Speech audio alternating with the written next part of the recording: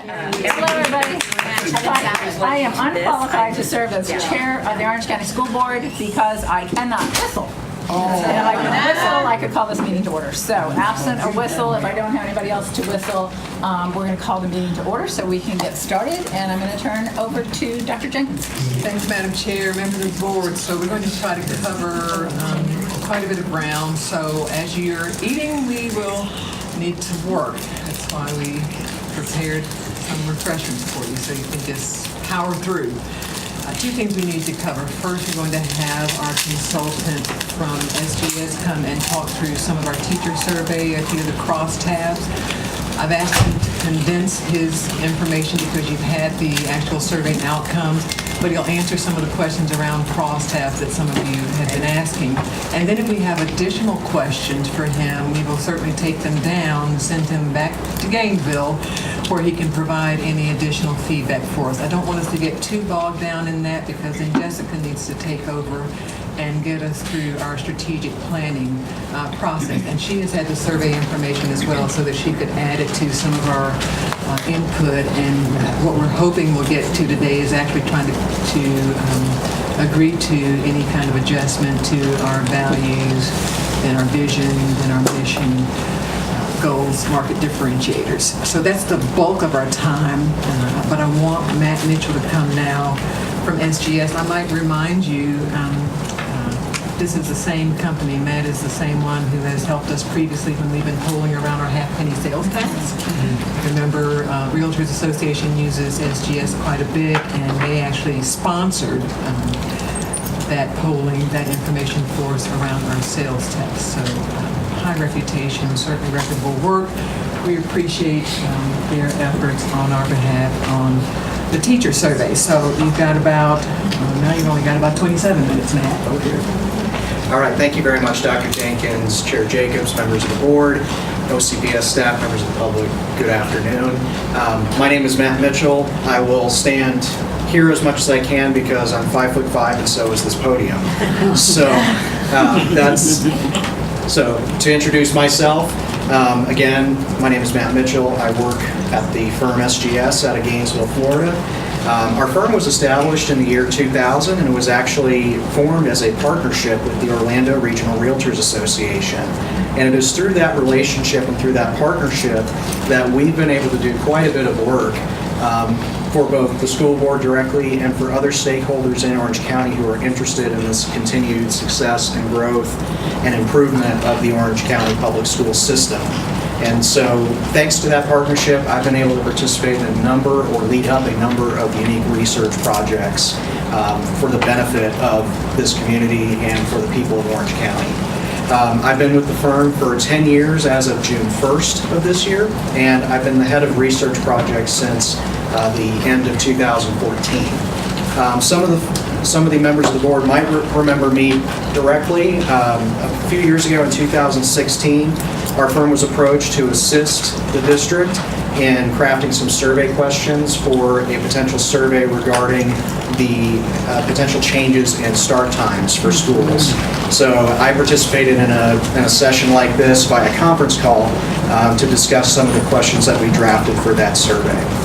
For this project, we have gone a step further. In addition to writing the survey instrument, we actually handle the data collection of interviewing teachers in Orange County. So what I'll do here for this conversation is, and by the way, on a personal note, I'm not an Orange County resident. I'm from Gainesville. Go Gators for any of those in the room. Or for any not in the room.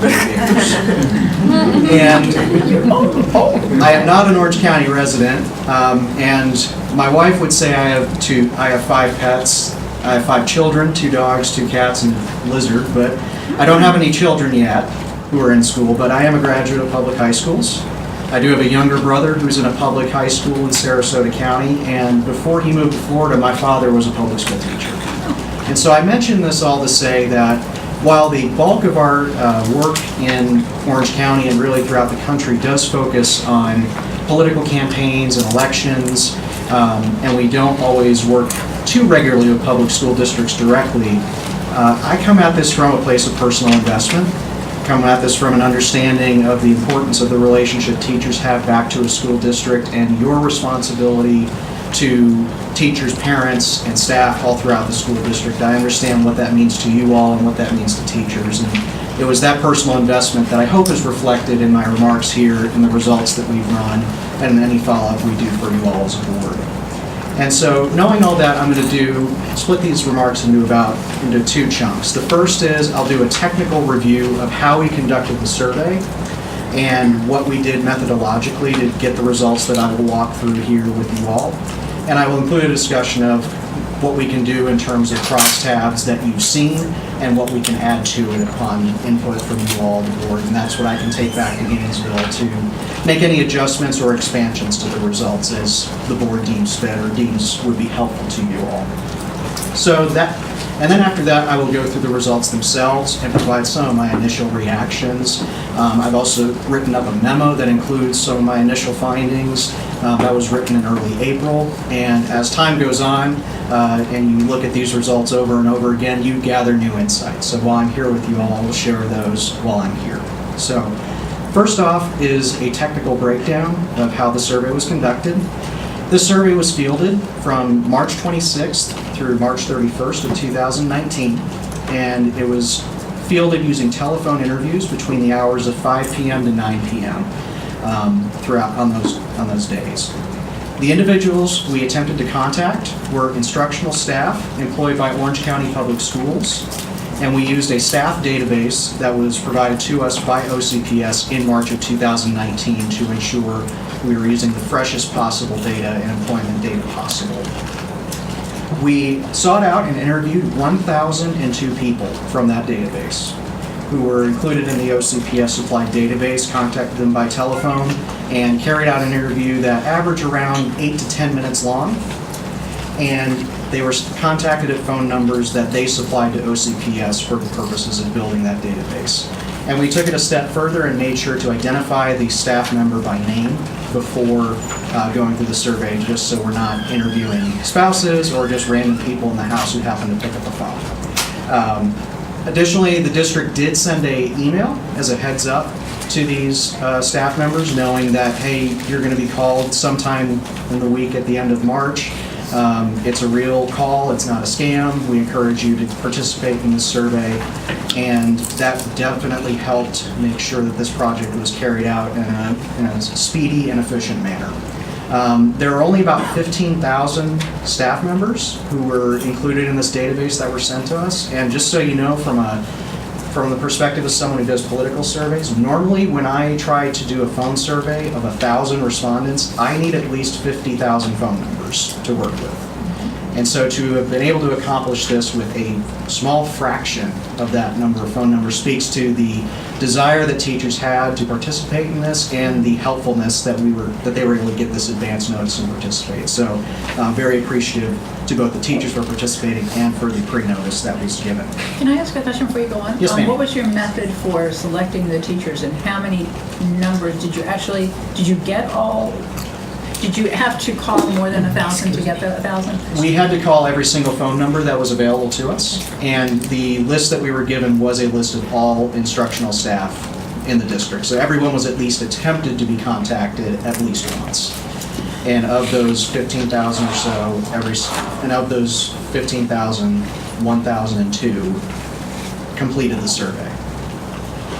You contacted all 15,000? We attempted to contact them. So many of them got voicemails, many of them didn't answer the phone, but 1,000 of them picked up the phone, were invited to take the survey, and went and took the questions all the way to the end.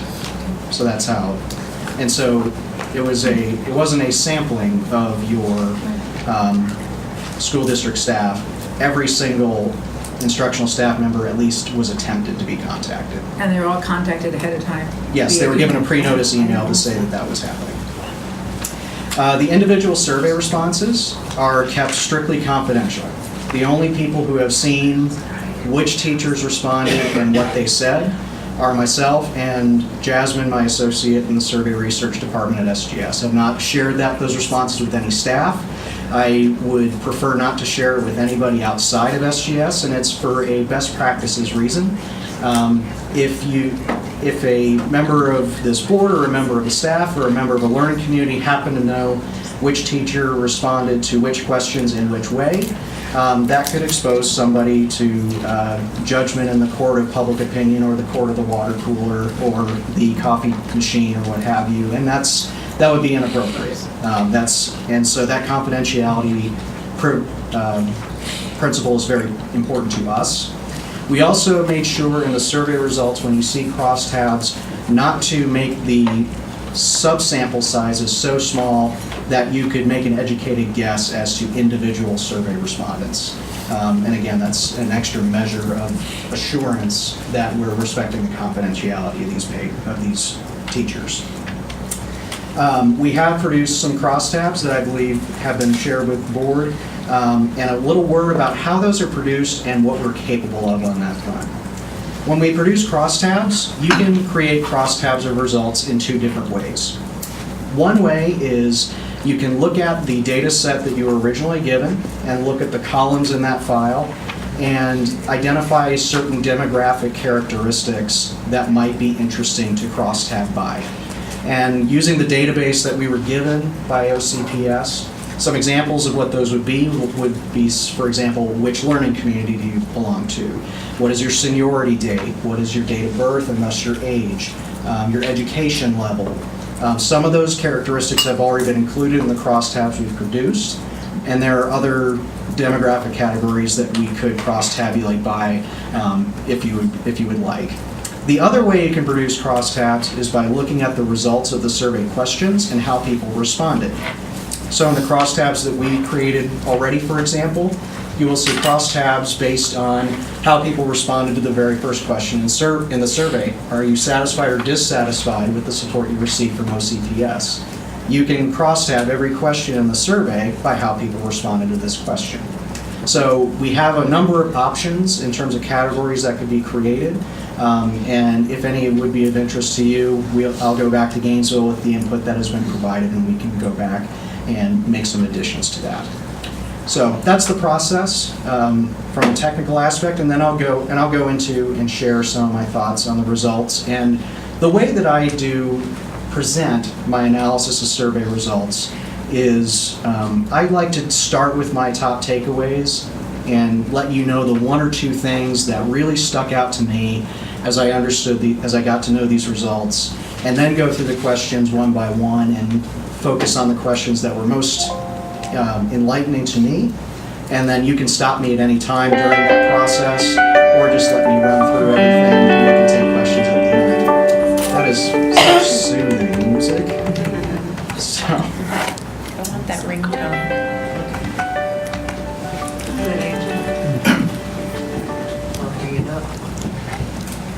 Hello, this is Marilyn.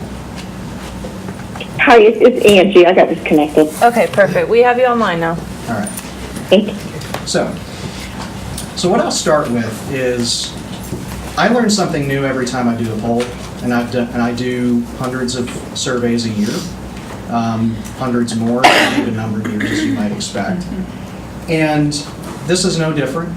And when I look at survey results like these, I can't help but compare it to a use case that's not immediately comparable. And that would be, say, a survey of registered voters for either an issue or a policy matter that we're trying to learn more about. And or I compare it to qualitative research that I've done where I sit in focus groups and talk to people about a specific issue or a upcoming election. And when I look at those groups, and when I do that type of research, I'm always interested in how emotionally animated people are, or how happy, angered, frustrated, and motivated to do something different, or are they happy with where things are at in their life? And this is human nature, but it really is true, and it is true in elections, and it's going to be true throughout these results. Nothing focuses the mind quite like anger and frustration. To use a local example, Highway 429 only exists because a bureaucrat told a guy, Daniel Webster, something he didn't like, and he made Daniel Webster angry. and that's impossible. Anyone who knows him knows this. It got him so upset that he decided to run for office. He became a successful elected official, and now there's a 429 beltway connecting 192 to the turnpike. That's how powerful anger can be. I know Member Gallo is in Tallahassee right now. Member Gallo, I don't think you're in Tallahassee right now because you're thrilled to death with what elected officials in Tallahassee might be doing on a particular issue. I would guess. No, I'm not. I'm just making, Member Castro-Dental, I know you're a former legislator yourself. I bet you did not run for office the first time because you were thrilled to death with what's going on in the state. Nothing focuses the mind quite like anger and frustration. But there are plenty of cases where people are actually very content with what's going on in their personal or professional or political lives. And when that happens, you don't get that same focus. You don't get that when you have a level of anger about what is going on with the status quo. That anger becomes focused on just one problem or just one issue. In the case of voters generally, I can't tell you how many times, not to pick a sore subject, people are so mad at elected officials that the only thing I want to do is put term limits on them, just as an example. You don't see that same anger and animation in these survey results of teachers. And it really starts from this very first question in the survey, where we ask these teachers how satisfied or dissatisfied they are with the professional and personal support they receive from Orange County Public Schools. Almost 80%, 79 or 80, depending on how you like to round, say they are satisfied with the personal and professional support they receive from the district. And look at the intensity levels here. 38% say they are strongly satisfied with the support they receive, and just 4%, 1 out of every 25 people we spoke to said they were strongly dissatisfied. This is a content, not necessarily thrilled to death, not necessarily happy as a clam, but content with the support they're receiving from the schools. Knowing this and knowing every single follow-up question revolves around the idea of what can we do better, what are we doing well, what is not working at all. Always look back at this is how this started, where you had this level of satisfaction or contentment with the service and support they're receiving. And it really does color how almost every question in the survey was answered by these instructional staff and teachers. There is not that widespread anger or discontent with the support that you're receiving. And that introduces some challenges in how you review the results, because you never get the 1 or 2 things that you can focus on as a board and say, this is what we can do to improve our relationship with these teachers. We should work on offering more opportunities here. We need to do this to improve teacher retention. You don't get that, what you might call, the one weird trick to fix whatever's going on. You have a content base of teachers and instructional staff who are happy with what they're seeing, and it becomes a little bit more challenging to identify that 1 or 2 things that you can really demonstrate that you're being a great partner to them as they teach children in Orange County. So again, it's never a bad thing to have 79% of your staff being satisfied with what you're doing. It just introduces some interesting research challenges. Next in the survey, we went through a check all that apply type question series. Went through a battery of services that are provided to teachers to help them be better at the work that they do. And we asked each line item individually, but again, it's a check all that apply option. So it's not like we set it to where we do professional learning communities well, but we don't do anything else well. You could pick any option that you wanted. And we asked this in a rotated fashion, and I'll run through these briefly just to show what they all were. Some of the services that we tested out: professional learning communities, communication with teachers, data analysis, extracurricular activities, building safety and security, curricular support, instructional coach support, school-based teacher retention, and collaborative planning. So we asked these one by one. And what I'll say, just to summarize briefly, and it's mentioned in the memo that's included, the three services that the most teachers said were things that the district does very well are professional learning communities. 34% of teachers said that's one service or that's one offering that the district does really well in making available to teachers. Second was collaborative planning with 26%, and 25% of teachers said safety and security is one thing the district does well. Now, again, these are just the chances to say these were things that teachers said were a superlative. That doesn't necessarily mean that 74% of people say collaborative planning is something that the district does poorly.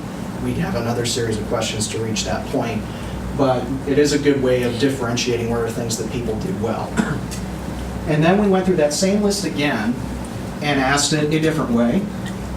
Which of that same list represents a service that the district needs to improve upon providing? And again, it's the exact same battery of services and offerings. And what I'll say here is, and again, it's in the memo that's been provided to you as members, you could call it the bottom three. These were services that people felt the district should improve upon. Number one was school-based teacher retention, 37%. Communication with teachers, 26%. And then it was a tie between instructional coach support and curricular support, 20% each of the respondents said that those were services that should be improved upon. And again, just keep in mind, 37% of teachers saying that teacher retention needs to be improved upon. That means you did have 63% of people say that's not something that needs improvement. But it still stood out as by far the top issue that the district could be improved. One comment on what I've seen is when I went through both the what did they do well, what do you need to do better on battery here is when I looked at the crosstabs that we've developed, I didn't see any dramatic differences between the demographic categories we tested in terms of how they responded. For example, I did not see female teachers saying that teacher retention is a problem, but male teachers were less likely or more likely to say that. That would be the type of comparisons that I might have noticed in the crosstabs that we run. I didn't see those types of gaps between how certain people might perceive you as the district is doing very well or doing not as well as they could. Very flat there. Again, we can add additional ones if you would like, but that's just what we've seen up to this point. Next, we asked if there was one thing that Orange County Public Schools could do to provide you with more personal and professional support, what would that one thing be? And this really does illustrate the lack of consensus or lack of focus that you observe with more content people in a survey. No one of the named responses in the survey gets more than 22% of people saying, yes, that's the one thing we need more work with. And 43% of the people who took this survey said that came up with a response that didn't fit any of these categories, and so few of them picked something that could be categorized. It was just a 43% of, I don't want to say mumbo jumbo, if you will, but it was just 43% had very unique, very niche concerns. Of these options that were brought up here, only one gets more than even 10% of people saying, yes, let's do this. And that was more planning time. And then you had very small shares of responses for things like peer mentors, quality sub-teachers, more instructional time, instructional coach support, or more training for safety and security. Again, when you have that very content and satisfied community, it does get tough to find that one thing you can focus on. That's one thing to think about there. Next, we got into the matter of professional development coursework. There were several questions on that. We saw very little consensus on where to take these courses. You're almost evenly split between staff who prefer to take these classes in person versus those who want to take them online. And I think that what that tells you is that opportunities for both need to be widely available because you have that preference so evenly split. But where you do see consensus is when. people want to take these courses, and it's overwhelmingly in favor of taking these courses during work hours, whether it's in person or whether it's online. 71% prefer to take it during the 9 to 5-ish frame, if you will, or during classroom time, whenever that happens to be. Only 22% want to take those courses after hours. This was one issue where we did see a little bit of interesting differences in the crosstabs. Among non-classroom staff, it was even more dramatic, where you had 82% of non-classroom staff say they would prefer to take these courses during work hours. But even still, you have more than 2/3 of your instructional staff preferring to take it during the workday as well. Next, which of the following professions? Matt. Yes, ma'am. And so on the one that asks in person or online, no crosstab differentiation there between It the was- generations or age? No, none of the. Darn, I lost the bet. That's the same question, I'm sure it was. Okay, okay. At least nothing that I saw that was statistically significant. Yes, ma'am. I have a question about what you just mentioned, the instructional staff versus non-instructional. Classroom versus So it's classroom versus like media resource. specialist or, Yes. okay. That was actually a demographic crosstab, and so it mentioned, and so that's when I refer to classroom instructional versus non-instructional. That's what the database column designates them as being. So they're all They're instructional all instructional, versus- some are outside of the classroom. Yeah. Maybe mangling my terminology a little bit, and I apologize for that.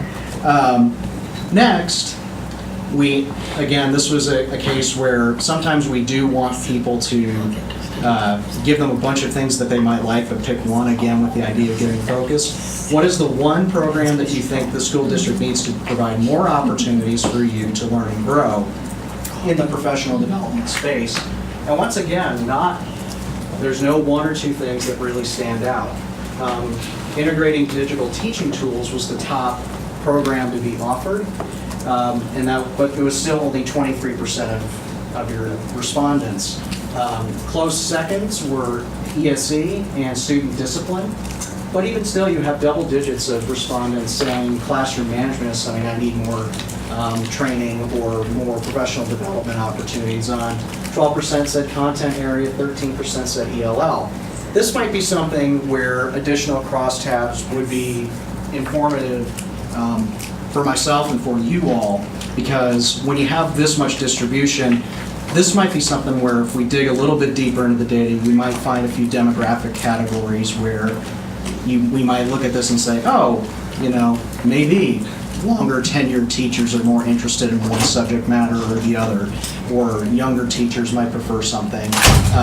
This would be something that would be very well suited to having some additional categories. So, if I can enter, because that went through my mind when I saw discipline, I thought, that may well be your newer teachers, but the more information we have here, the more we can target. Yes. How do we go about that?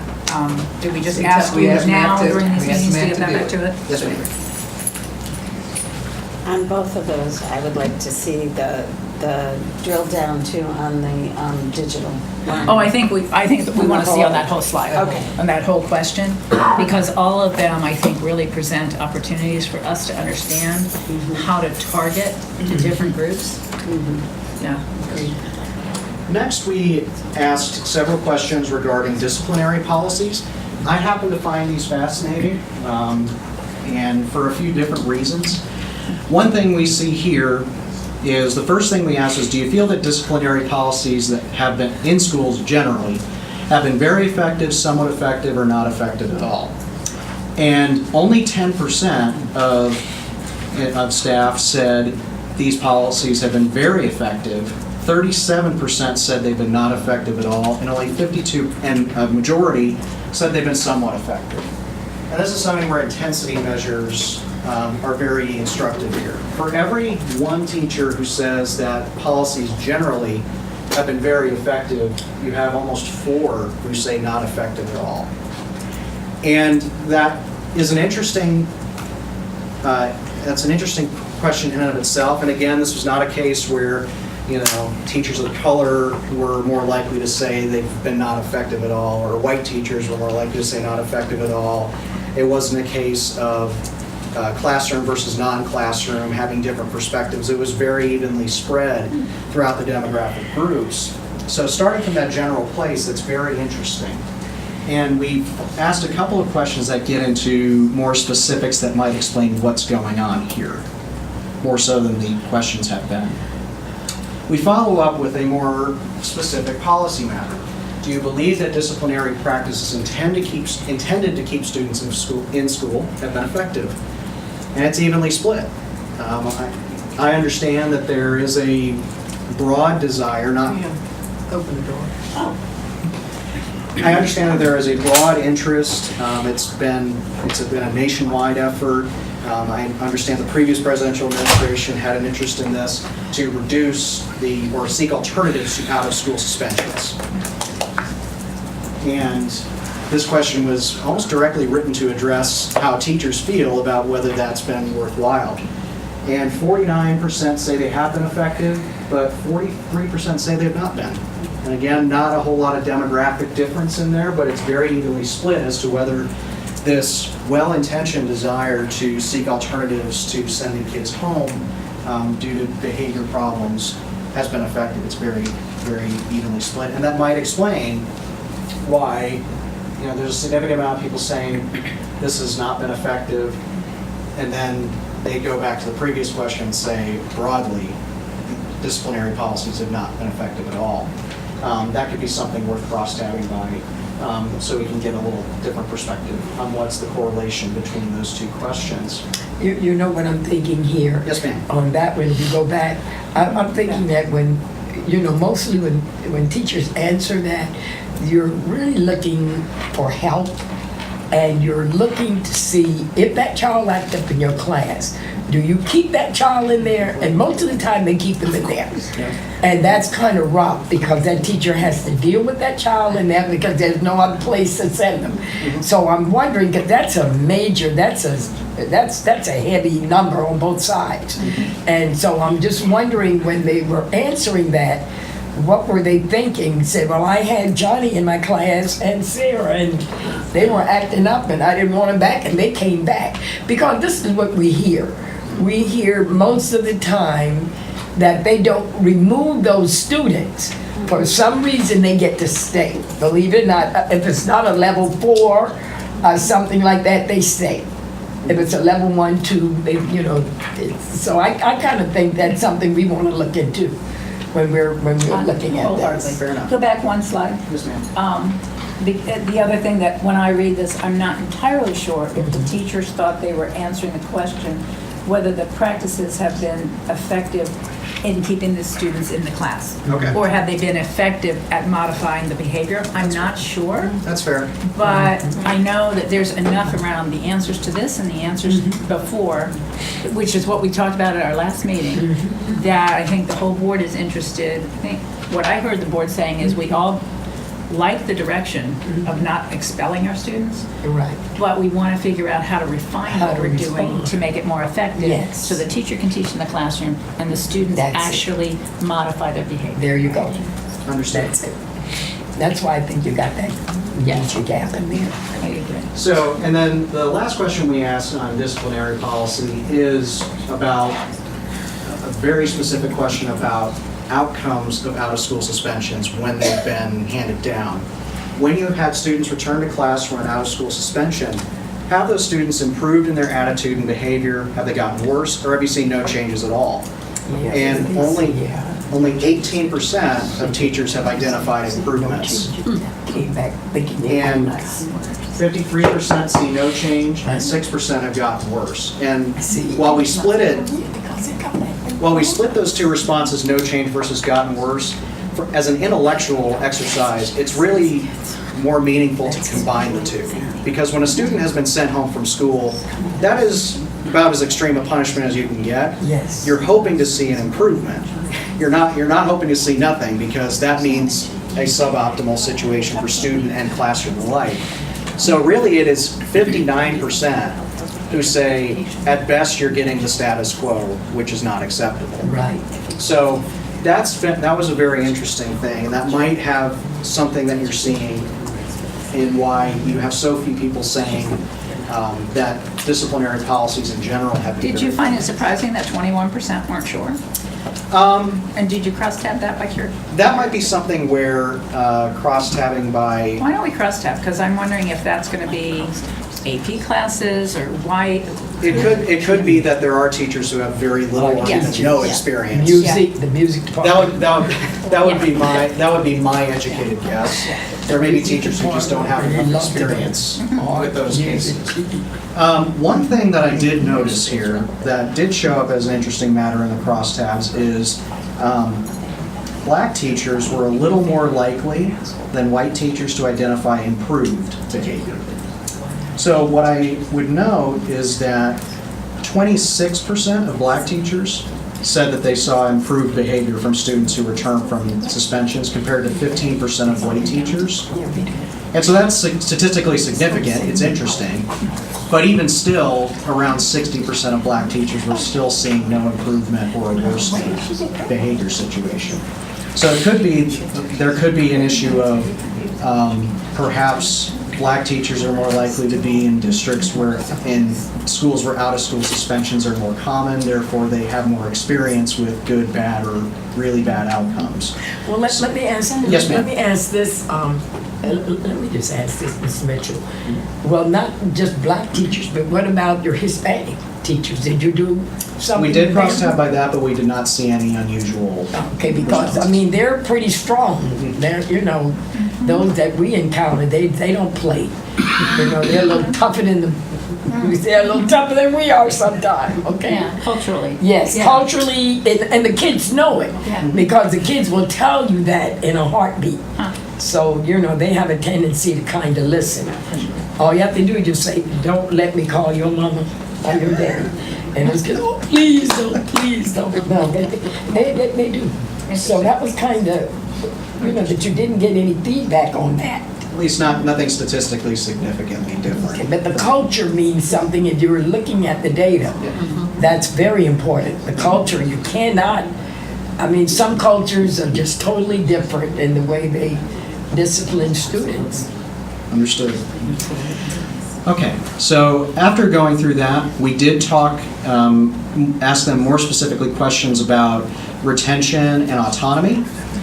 This was the one place where you do see some focus in terms of how people respond. What's the one thing that OCPS could do to encourage you to stay in Orange County and teaching our students? 2/3 of them said simply increase my pay. Yeah. And I note this not necessarily because it was the top performing option, but the fact that it performed so well when they had so many other options to choose from.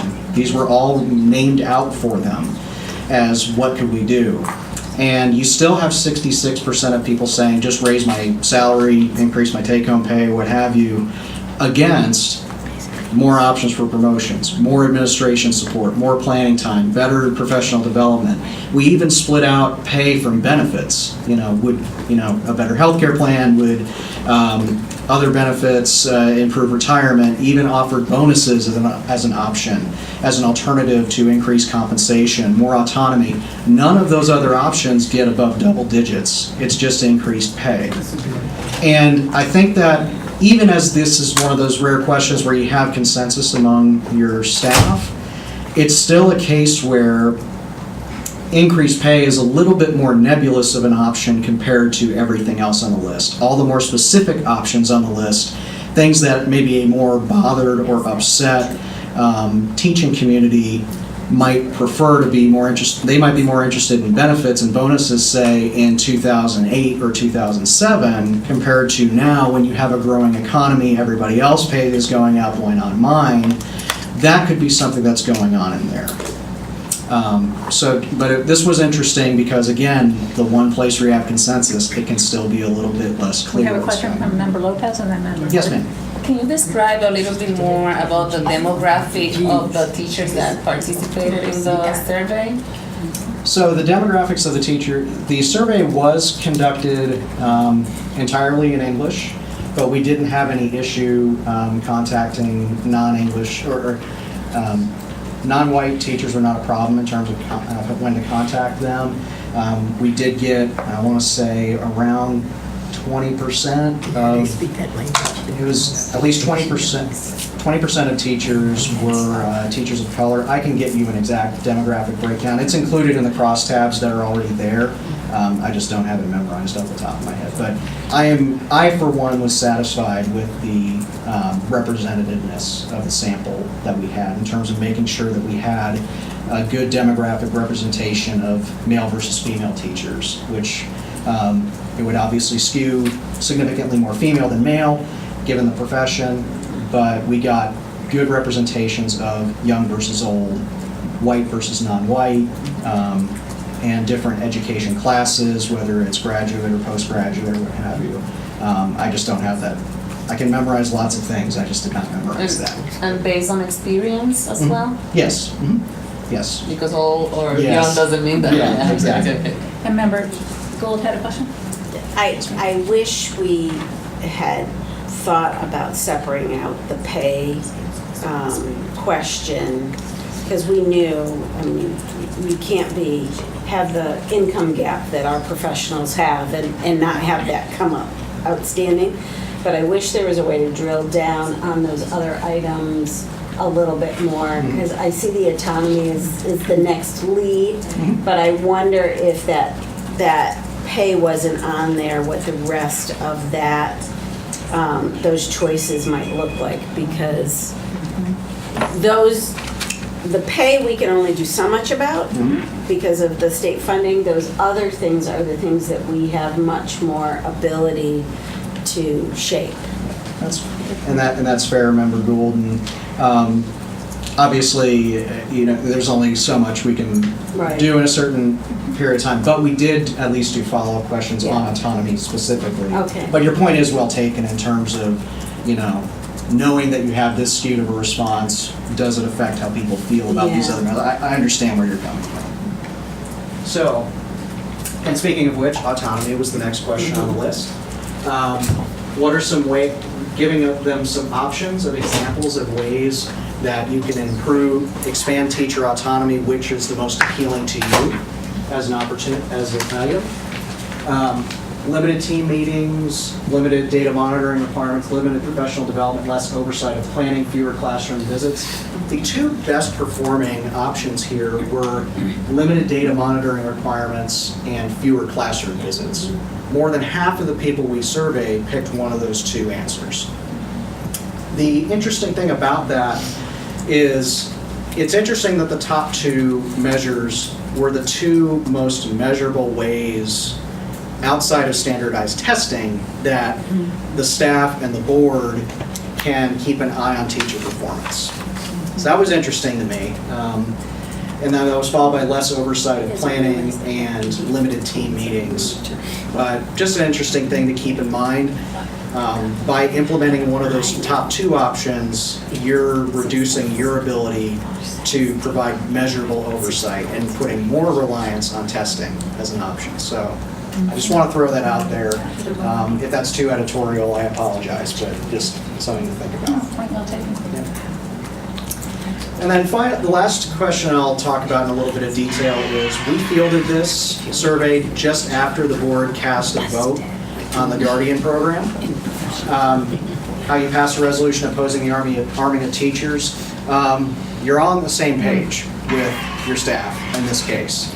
71% opposed the arming of school personnel, non-law enforcement school personnel, to provide additional security for students. And the intensity is very emphatic here. 57% strongly oppose it. Anytime, whether you're polling for an election or polling for an issue or polling teachers, you get more of a majority strongly liking or strongly disliking something, that's very emphatic. So it's very clear that the vote that was cast by this board is on song with the staff, the classroom instructional staff of the school. A couple follow-up, and the last question we asked about was about mental health services. this was one question that was added to the end. I haven't dwelled a whole lot about this, and you have at least a majority saying they have a fairly good understanding of the process of referring students for mental health services. And you have 12% who say they have no understanding at all, and a combined a third saying that they have only a little bit of understanding or no understanding. Can we do crosstabs on that also? We could. Get an idea. So that's something that I haven't had a chance to dwell on, and more crosstabs would be more helpful in that regard for myself and for you all. So that's my review of the questions themselves. And I would close by, again, just giving you a reminder of, again, my top takeaway of both the challenge and the opportunity of what you do with what's been done so far. You have a very content and very satisfied teacher community that's satisfied with the professional support you receive. On the most recent policy matter that directly implicates teachers, you're right on song with them, which is a very encouraging thing. But because of that contentment, you don't see a lot of unification over that one or two things that you as a board can focus on that can demonstrate to your teachers, yes, we are great partners in your efforts to educate our kids, and here's how. What you see more in a situation like this is not, while you don't have that clarification on what to do, it provides a greater priority to how you communicate your dedication and your partnership with teachers. So, Mr. Mitchell, because we are running behind, I'm going to cut you off here if that's all right. I want to tell you this survey was excellent, and in spite, absolutely. And in spite of what you think it doesn't provide, it provides a great deal. A lot of peace of mind about where we are with regard to our teachers, a lot more direction than I expected to come out of it, and I think with the crosstabs you're going to provide us even more. I'm going to ask, so that we can try to get back on schedule, that anybody who has any additional crosstabs to send an email to Bridget, and she'll forward those on, and we'll share them with everybody. But I definitely think we have valuable information to work with. You asked for crosstabs on this, right? Yes, we've asked for a number of them. You kept track of those, I trust. Somebody kept track of those? Somebody kept track. Okay. Can we get all the? Marilyn kept track of those, and any additional crosstabs, if you wouldn't mind, Marilyn, if you can send out to all of us what we've requested. Pardon me? Did I hear just get all the crosstabs? Yeah, it's not much. No, it's not.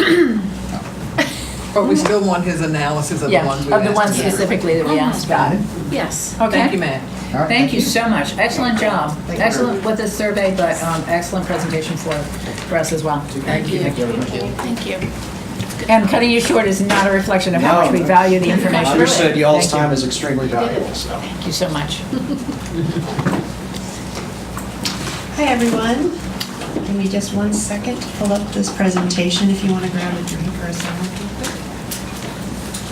Or bundt cake? Bundt cake?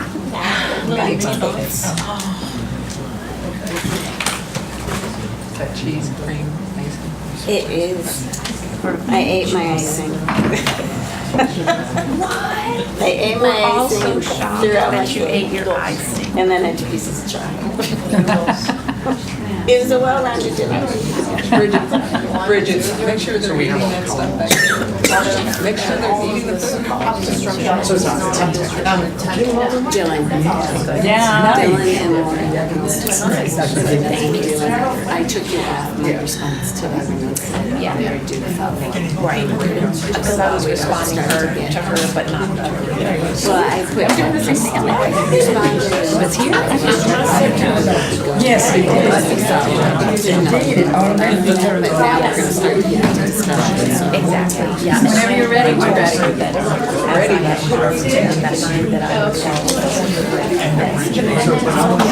Issues, which I did, and I gave them the. Good evening, everyone. Thank you very much. I know we're changing quickly as we can. Mike, if you don't mind, just get started. So we can get everybody's attention a little better. When you're louder, they'll get softer. All right, we're going to go ahead and get started. Good evening, everyone. My name is Jessica Guthrie, and I'm with One Compass Consulting. And this is a continuation of our strategic planning sessions that we've been working with the board. This is our third meeting. The first two were really focused on discovery and learning more and pulling together our thoughts on where we stand today in our current situation and where we want to focus. And now we are pivoting a little bit in order to actually start doing the strategic planning portion of our discussion. So as we get started, just a reminder that the objective is that we are looking at, this is a strategic planning exercise, we're looking at renovating the plan, which really boils down to at what point do we have consensus on different items that we would like to change or not change. We're not expecting, this isn't a build from scratch, we are taking what we have and taking advantage of the things that are working and then looking at changing the things that we might want to change and make sure that it's reflecting the current situation as well as the board membership that we have included on here as well. And it's a multi-year plan and is intended to be through 2024. And we are working with this team through the strategic items, and then at that point we will pass on the more operational items to the superintendent and her team to be able to continue on with the remaining parts of that planning. So for today, our agenda is pretty aggressive. I will say, and especially I know we're getting started a little bit late, is we're mostly going to be focused on the drivers today. As much as we can get to the differentiators and objectives, we will. But we will take a temperature of the group when we get to that point and see if we are still in a motivated place to continue or if we want to continue to move that on to another date. So we are open to changing that. But as you can see through the agenda today, we will start, I'll quickly review the agenda, we'll talk about the results from the discovery sections. It's not much to cover. You all have had that information and hopefully had a chance to look at it. I just want to point out a few things that have been altered with results of the teacher survey, etc. So we want to look at that. Then we will move on and talk about the drivers. And the drivers are the organizational drivers across the strategic articulation map. They include the vision, the mission, and the values. But we're actually going to pick up where we left last time. So we're going to start with values, which is probably not typically where you would start, but we're going to start there because that was a good point where we left off last time. Work through the mission and the vision. And then as I mentioned, if time allows, we will work on the differentiators and objectives to follow. All right. So just as a reminder, our ground rules, I have them posted behind me. This will be more important today as we start really having a lot of discussion around the wording and the information that we are looking at to make sure that we're respectful of each other's opinions, focusing on the one conversation on a time, keeping our attention focused in the room. If you have any electronics, if you could put those on silent. We've had a few dancing moments already today, I know. So if we can do that. Everybody's good with the ground rules as we continue? Go. Okay, got thumbs up. That sounds great. Just as a reminder, we have some tools over here, a parking lot. If we start to go down a rabbit hole or there's something we need to do more investigation on, we will capture that on the parking lot. And we also have action items and key decision points, so we'll make sure that we capture any of those as well. And I know Mary's taking notes along the way as well, so that will help us as we go forward. So just a reminder where we are. We are using a strategic articulation map in order to pull together our thoughts on what the planning is for our group. And the strategic portion that we are particularly focused on includes the organizational drivers, vision, mission, values, as I mentioned, the market differentiators, as well as the strategic objectives. We are not going any lower on this particular chart in that it's really about the measures and the initiatives that are going to help you achieve those objectives. We want to provide that direction to the superintendent and her team, and then they will take that from there and report back on that at the objective level. And you should have a copy of this. I know you all have this ingrained in your head, but this is our starting point, is the OCPS 2020 Strategic Articulation Map. And again, we are working our way through what's on here as goals. I'm referring to those as objectives. We've talked about potentially changing the nomenclature, but nevertheless, that's where we're working through the purpose of today. So let's talk a little bit about what we've covered so far.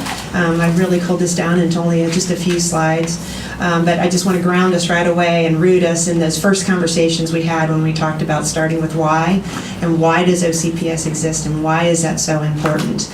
And as a group, when we work together on this, we developed a word cloud. We didn't necessarily create a purpose statement, but we did create a word cloud, which identifies those areas that we thought were most important and why we exist and why that's important and what motivates us to be a part of Orange County Public Schools, either as a board member or a teacher or a student, should be reflected in this particular cloud. I'm bringing this up, one, to make sure that we're rooted in this and just as a reminder, but we need to think about this, particularly when we get to our visioning. These are sort of phrases, sort of items that we want to make sure that we are addressing as part of that vision, because that's the motivating factor, our purpose of why we're doing what we are doing today. So that was one piece. And then the second piece that we spent a significant amount of time on was doing a situational analysis. And we used the SWOT in order to be able to do that. And we had heard a lot of data analysis from the Orange County Public Schools team from both the instructional and non-instructional areas. And we incorporated that into that and also worked together as a team in order to create our SWOT. And so here is that information on one particular slide. And you also should have had this information sent out to you following the last meeting. I know that was a couple months ago, so I just wanted to create a refresher.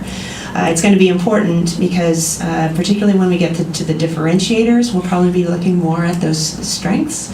And when we start looking at the objectives, we will start looking at the weaknesses, opportunities, and threats, making sure that we're addressing weaknesses, that we are leveraging any opportunities, and also reducing any of the risks from threats Just real when we're quick, doing the your objectives. weaknesses, your next to the last one should be mental health support. I don't think there was mental support. Oh, yes, you're probably Probably correct. use mental support. You are correct. Thank you. You'll notice on here there are a couple that we slightly altered based on the teacher survey, and I just wanted to just make that awareness. We added the PLC and collaboration planning. That was a strength that was noted off of the teacher survey that wasn't necessarily reflected in this group. As well as the teacher satisfaction piece. It was more generic around teacher, so we wanted to just show that it was actually the teacher satisfaction is considered a strength on here as well. The other items that came out of the teacher survey were already included in here, so y'all did a great job in capturing that. Things like the arts and extracurricular activities being a strength, that was one of the high points on the what does OCPS do well on the teacher survey. On the weaknesses side, the teacher retention, particularly around school-based teacher retention, was one of the key weaknesses that was noted on that survey, as well as under the threats, the workforce competition and compensation, the very last one under the threats.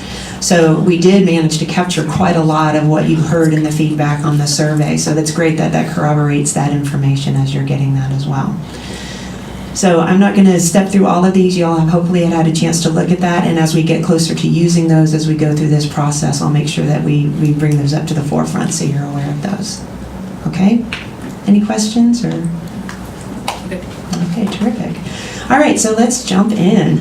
We're going to start by talking about renovating the drivers first, which is the top part of our vision, mission, and values on our strategic articulation map. I've put them back to back here so you can see what we're talking about in each one of these, what the vision is, what the mission is, and what the values are. And things that we're going to consider as we're talking about this. Do these need to change, or can they be the same? And I will stress that when we're talking about changing these, we really should have a very compelling reason to change those. There's a lot of history in what exists today. But we want to make sure that it is reflecting what we want it to reflect. And so if there is a compelling case to change those, let's make sure that we talk about those and we include those as well. And so we would need consensus to change them.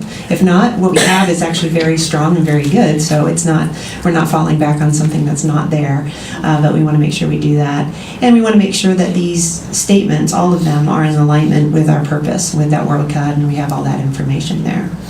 So we're going to start, as I mentioned, with values, because we did leave off with the values. That's where we were starting to have a really interesting conversation last time until we all burned out a little bit, and I realized that. So just as a reminder around what the values mean. So the values are really around, what we hold as worthy and as important. Sometimes you see these on strategy articulation maps as guiding principles. These help guide your actions, how you want to behave, how you want to focus your priorities going forward. So it sets those expectations. They're the non-negotiables. If you're making a decision, if you push those up against those values, that should be able to tell you which direction to go. And it really communicates to others who you are and what's important to you. I think particularly for this group, what's really interesting about looking at these values, and I think there's a really great opportunity here, is that the values haven't been communicated as strongly as perhaps the vision and mission have through the district. And so this is an opportunity really to make sure that these do accurately reflect the board. And it's a great area that if we're going to communicate changes, this is a great area that we can start from, is really leveraging these values and making them come more to life and use those as the guideposts as you talk with your teachers or your students or your parents or whatever those may be. Those values are pretty important. So from the OCPS 2020 strategy articulation map, there were 8 values that were documented: transparency, customer service, high performance, stewardship, integrity, excellence, civility, and rigor. So again, are these going to change? Do we have consensus? Do these really reflect how we want to conduct ourselves? And are they truly our guiding principles? So, Wow. Somebody has got your back. Send them to the principal's office. Okay. So was that a real question? Or are you still Discussing? So I'm here. Yeah. So these were the updates that we received when we met last time on March 5th. So the OCPS ones are here, but then these were items that we talked about when we were brainstorming values. And again, we were right at the end, so I recognize that maybe this isn't the full complete list. But we did have the conversation around maybe using stellar service instead of customer service. We talked about using grit instead of rigor. And then we started adding other potential values that we might want reflected here. Equity, inclusiveness, opportunity, stewardship, we actually said was potentially an outdated term and would want to remove that as one of the values. Collaboration, innovation, technology, connected, and partnerships were some of the words that we came out as we started talking about these values. So this is where I wanted to start, was to talk about all of these different groups. Now, typically, when you have guiding principles, it's between 4 and 8 on a strategy articulation map. 8 should be sufficient to capture everything that you need there. So on this list here, the ones on the left are the ones that we originally had, except I've replaced customer service with the stellar service commentary, and grit for rigor. We had a lot of conversation about that. Did take stewardship off, but we've added these other items that we've had here. But what I wanted to do was open it up to the floor and talk about, are these still the accurate ones that we want to choose from? Are there more that we did not consider? Are there some that overlap that we might want to remove, and open it up for that conversation? Okay, great. Let me, before taking questions, let me just clarify one thing, at least in my mind when I think of our values. There's a difference between what our values are and things that we value. So for instance, I value technology, but I don't think of technology as a value, because I think of a value as, when I'm faced with a tough decision, what's that guiding principle? What's that thing that overrides, as you just discussed? So equity would be one of those things that I always look at. Are we fair and are we equitable? But I don't look at technology. I see that as a tool. So when we look at all of these, I think if we're all on the same page, that's kind of the question we're asking. Is this that filter by which we make decisions, as opposed to, is this a tool that we appreciate? With that, I think, Karen, you may have had member Kester Denville, you started, so go ahead. Well, I like a lot of the ones that we've had. The transparency, I think, is important as a public school. Integrity is one of those values. Civility, though, I think is, I don't think it reflects the same thing as maybe welcoming, like we're not just civil with one another, but we embrace one another, we welcome. So I don't know if there's something that we could add to that as another option, or So maybe Or is this- welcoming or engaging, and what Or is it covered in service? Well, and here's the question for you. Is respect a value? Because when I think of Yes, civility, I respect, think, yes, okay, yeah. that's how we engage, but what's underneath of that?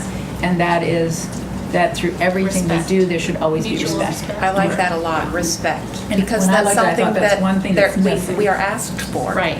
Yes, and it's one thing every child should have, and every Right. teacher should have, Yes. and every interaction Yes. should involve respect. I like that a lot. Yeah. We don't need civility. And I think it Instead of replaces civility civility. is a part Instead of of civility, I And like civility is that. weak. Yeah. I agree with you. Civility means we're not throwing things at each other. I think we can do better. You know? We have nice manners. Okay. Yeah, Was I there like anything that. you wanted to add? I'm like sure that. there will be, but let me go around. For Who else now, had a hand up? that's good. Remember? I agree with your positioning, and I would put partnerships in that. I think partnerships are a tool, not a value. I mean, it could Right. probably go either way, but Right. collaboration is a value. Collaboration is a value. And partnership is an outcome of that. Absolutely. This one is, the one I'm about to say may be on the border, but I think in our current environment, it's important, competitive. I do think that we have to have a value of competition. And that, not unhealthy competition, but that is true, friendly competition amongst our schools, friendly competition amongst our charter schools and our schools, and maybe not so friendly against some of the private schools that are going to pop up. But that may not be the right word, but that competitive drive needs to be part of, in my opinion, how we make choices in our delivering the products that we deliver. Everybody kind of think on that and think if you can find another way, because I understand what you're talking about. I'm not sure that competitiveness is a value. It's a necessity. But what is the underlying value that takes us there, that allows us to be competitive? Maybe that term excellence kind of incorporates that, like to be the best that you can be. makes you more competitive? I don't know. It does, I don't think it, this is a public-facing document, and I want people to know that we are competitive. Because the assumption right now is that we need to be replaced as a product because we are not delivering a competitive and good outcome.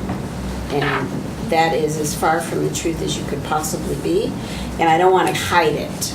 And this may not be the place, but there's a value there that has to say that we drive to be, in driving to be the best still seems too watered down to me. You know what I mean? I just don't, because excellence is another one of those things like customer service. Stellar service says something different than customer service. Yes. Excellence, everybody says that. Every single business wants to be excellent. Nobody opens a business and says, I want to stink. Mediocre. Let's be mediocre. Today I'm going to be mediocre in what I sell, you know. And how does that differentiate between high performance and excellence and competitiveness? High performance seems internal to me. We're measuring that, Yeah. but how does a parent know we're really high performing? They compare, but we could say we're high performing in graduation rates. Well, that's great, but you don't have 100% graduation rate. I see what you're saying, but you're saying you have high performance and you have excellence. Those are very similar. Yeah, very similar.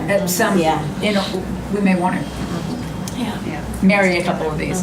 Let's go on to the next comment, and we'll come back to that as we kind of think through that. Who's next? All right, I just wanted to get respect out there. So. I'm I like I'm kinda that. happy. Between So- civility to respect, I like that Yeah, a I lot. like that better. Yes. So I did say we probably ought to combine or eliminate either high performance or excellence. what do we value? I'm interested in hearing the group's preference. I just don't think you need both, especially when Jessica says we need to have about 8 values to be rational. We don't need a dozen.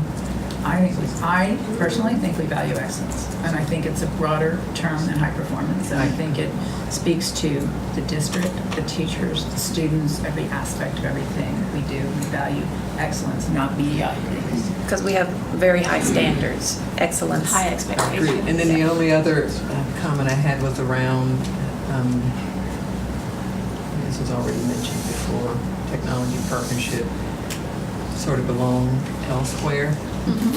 Don't know that grit is going to become dated, but it is certainly savvy. It's the term that's quite attractive right now. 5 years, is that a strong enough term to say we value it?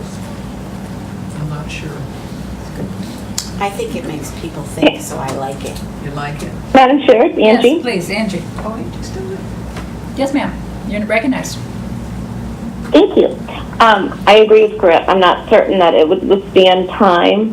And then when I think about values, something that may go hand in hand with innovations, which I think Member Gould was trying to get out, is choice. I think one of our values is choice. You see that in the ACES school that we opened, in the community schools that we're doing, the CTE, we're offering our students choice. And through choice, we're competitive. So what about choice or innovation/choice as a value of our school district? Okay, so, I don't like the slash. It's gotta be. so it might, we can't talk if we don't talk, so I'll just talk. So, I have troubles with it, and so the reason, 2 parts of this. Okay. One, because I value equity, and I think that in choice, we oftentimes end up with inequity, not because we intend to, but because the way choice is designed, the children who actually have those choices are the children who have parents who either can drive them to those choice schools that they want to go to, whether they're public or charter or private.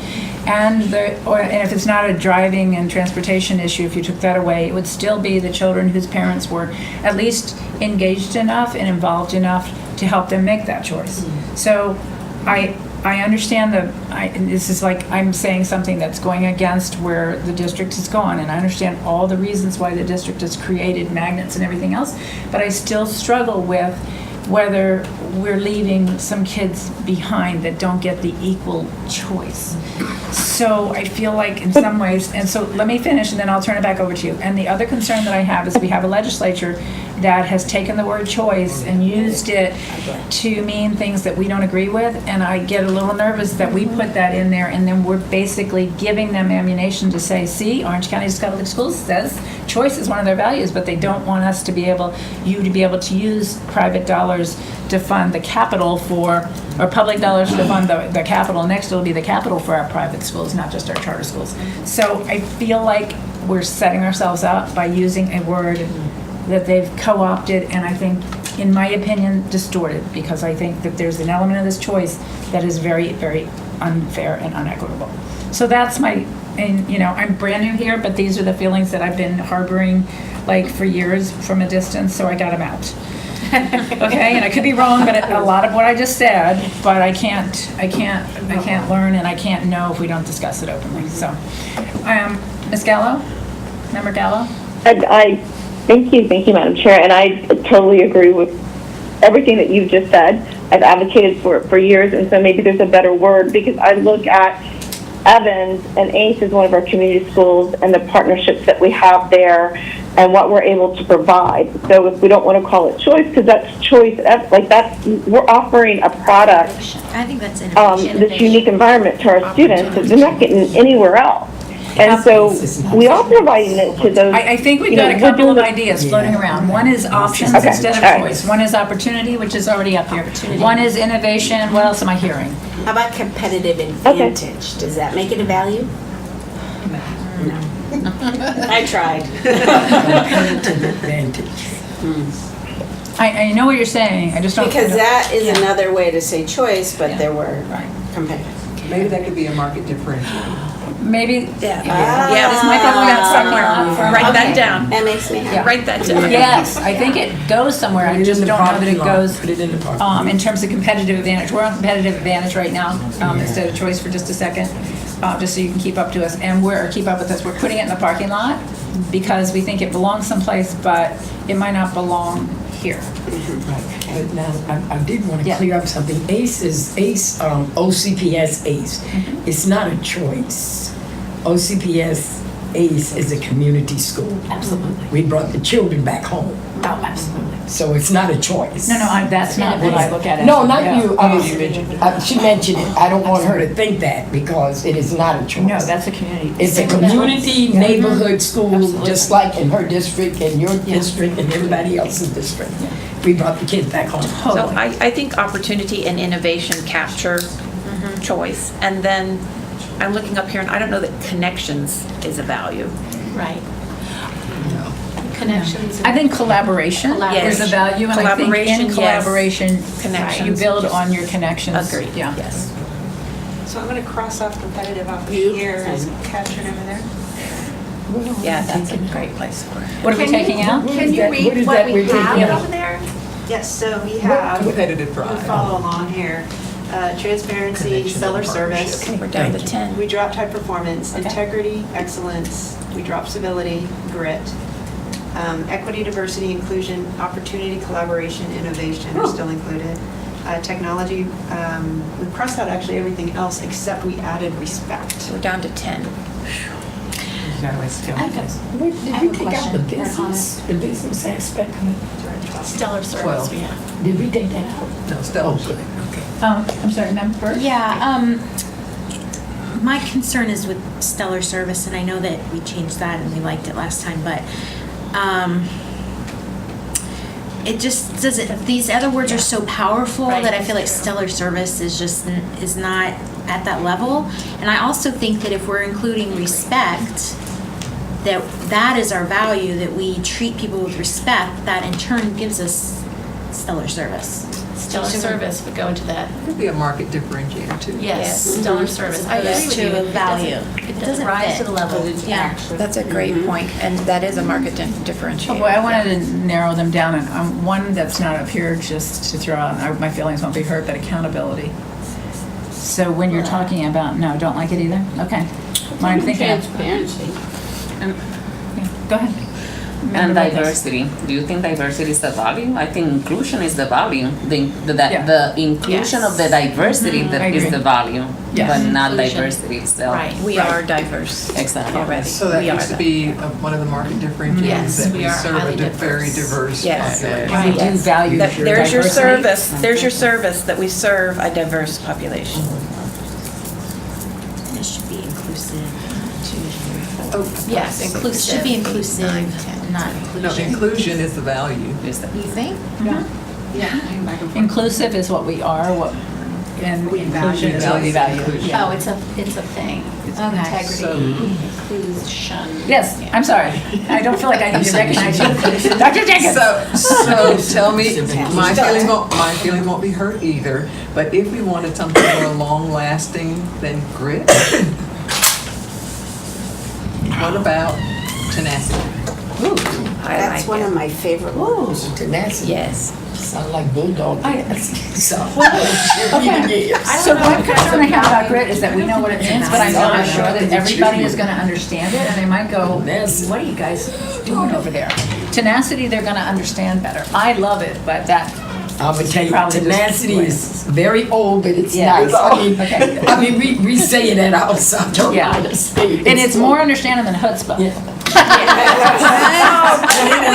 That. It is very old, but it's powerful. It's powerful. I love it. Now I've got the 12 again. Yeah. No, Now, we're I still know at 10. I think we need to remember. We're at 10. We need to remember that if tenacity is on there are going to be some students that are going to be having disciplinary issues where they're going to say, that's my tenacity. Yes. I only say this because I was one of them. Yeah. Okay, take it off. When I got sent to the It'd principal's be like office. plastic. Or flip-flops, you know. Souls. Yeah, that's the point. Yeah, I know. Equity and inclusion. I mean, we're gonna push grit anyway with our Yes, we students. We don't have to have it Right. as a value. Yeah. Yeah, you can, did she take off tenacity? Yeah. Oh. Probably only because I brought No, up the it's still students there. using it. I literally was, Yeah, yeah. no, no. I Yeah, would no, have used I it. agree, No, it's not, Yeah. it's a good thing. We're gonna push grit Until anyway. the Get kids- it up there. And most of the Tenacity schools can are also be a pushing tool. that. Until the kids go on strike. Yes. Yeah. We have tenacity. And secretly, we'll probably be cheering them on, but still we'll want to get them back in the classroom. Okay. We're at 10. 9? Okay, so 10. No, we said take tenacity off. Oh, you are taking tenacity Uh-huh. off? Transparency, Instead of- integrity, excellence. So tenacity can be a tool that we use. It's a tool. Okay, is there any question about transparency? No. Okay. Any question about integrity? No, we value that. Okay. Is there any question about excellence? The message it sends, is that a we value? expect, yes. Okay. Equity? Gotta have it. Gotta have equity, right? Yes. That's a Okay. value that we expect, yeah. But- Yes. But our equity and inclusion, Equity same. means everyone gets what they need. Fairness. Yes, inclusion, everyone is welcome and Yeah, I think it's really invited, important. accepted, embraced. Fairness. Yeah. Fairness. And I think the fairness gets captured under equity. Yes. Opportunity Absolutely. gets captured too. Maybe we can strike opportunity. Is it captured under equity and inclusion? Absolutely. Yes, Yeah. I think. But I it's- think, it's I not think as strong. opportunity Okay. maybe under equity, but not inclusion, it's not the same thing. no, No. but opportunity under equity. I agree. I agree with that. Yeah. And at least put it in a parking elsewhere. lot, Yeah. because it may show up It in, may show up as a market Arts and- differentiator, yeah. or if we redo anything on the mission Seven. statement. 4, 5, 6, 7. Good job. Seven, she said 8 or under, 8 or less, so 8. 8. 6, 7, 8. We have Oh. 8. We are at Oh, 8. respect. She said 4 to 8.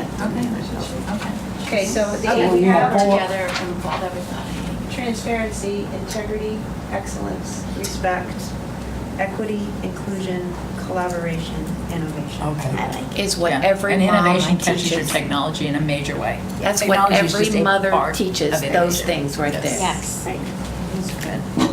Okay, I think we're good. I think I think they apply to, I'm sorry, way back here. I think they apply to the board and students and employees. I think they apply across the board. Yes. Yeah, and I think outwardly facing, as the superintendent was concerned about, which I hope all of you were concerned about, which I think is important, is that there isn't anything about any of these that anybody wouldn't understand and agree with. And if they don't agree with it, then they got problems and we don't care. Sorry, but, well, okay, I think, I'm sorry, I think of inclusion as one that there might be some people who don't agree with, and then that's okay, we can live with that. These are things that we expect of our organization and of ourselves.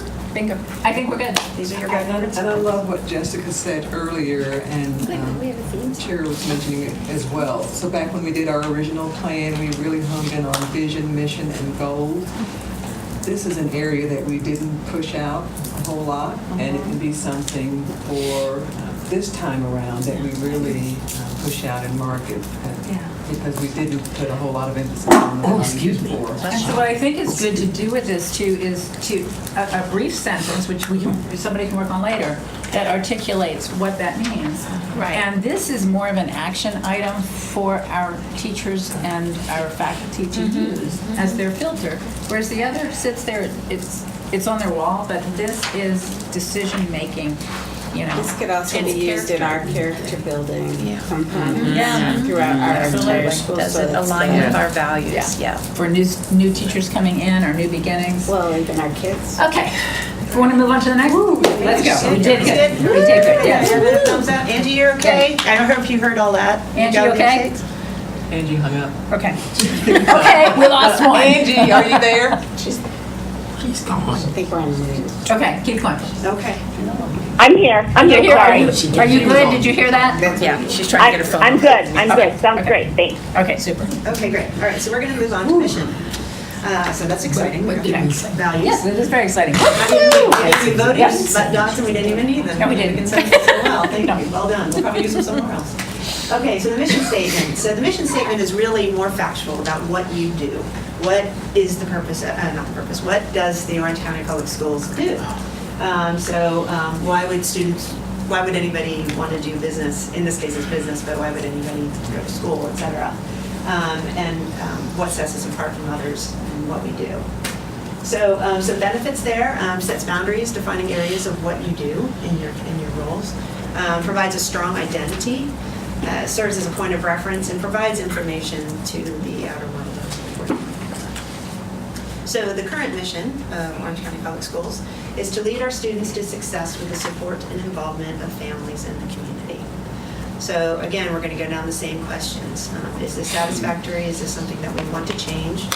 We did get some feedback from everyone, and so you'll see that here. I've included it in just a moment. But really, it's supposed to answer the simple question, what does OCPS do? That simple. So originally from the OCPS 2020, I just read through that a moment ago. So these are some different ideas that we received from different folks. And if you recall, can I just look at that? No. What happened? You're good. Okay. I thought we had an Inspire piece on here. When our conversation last time, we talked about adding Inspire.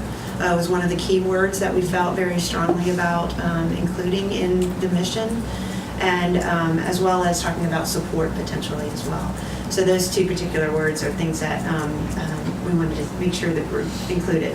So we inspire and support teaching and learning in every classroom every day. That's one of the inputs. We work together to inspire teaching and learning in every classroom. With the support of families in the community, we inspire teaching and learning in every classroom and every day. And lastly, to create an environment that ignites a passion for learning and inspires every student to reach their full potential. So the first ones, and I apologize, I didn't get the last one until much later, so I didn't get to incorporate it. But all of them had elements of inspiration. They have teaching and learning. They have either like working together or with family and community, which was in the original option. So based on that input, I just created just something to work off of. It's always easier to edit than it is to create. So taking all of those in mind, put a possible option as we work with our community to inspire and support teaching and learning in every classroom, every day. So wanted to put that out there as a starting point on talking about potential wording for a new mission. And then we would again have to have the conversation, is it compelling enough that we actually do want to make that change? Is it important enough to us to include the word inspire or whatever that may be? Member Gould.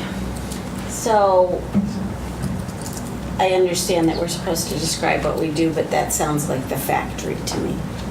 That's the factory. We are teaching and learning. So you're going to get the vision next, though. I get that, but I think what we do is create a path for prosperity for our students every day through partnership with our community and families. So we create a pathway to prosperity for our students. Right, because that to me, I love the word inspire. That's a great word. But supporting teaching and learning is the cogs and the wheels and the how. Create a pathway to prosperity for our students. Yeah. Through the mission. How? I kind of took the through partnership with our families and community. Okay. So not including To prosperity at all. No, because I think that's like saying teaching you have and a learning is so conveyor belt. obvious. Let's create a pathway to prosperity for our students I think we create a through partnership. foundation. Hang on, let's just get it up here for a second. To prosperity for our students. Through partnership. Through partnership with families and community. Okay. How come you didn't think of that when we had? I'm more awake tonight. You could have saved us out. Okay. Member Campbell and then Member Lopez. I had sugar. Give her another bunch. You had something to say. Yes, I was just going to add that I don't know if we don't include teaching and learning, but I see it also as we're developing or building the foundation for our students. and for the broader community. That's not a mission statement, those are just a concept. Building a foundation. She said it's not a mission. Yeah, so it's building a strong foundation.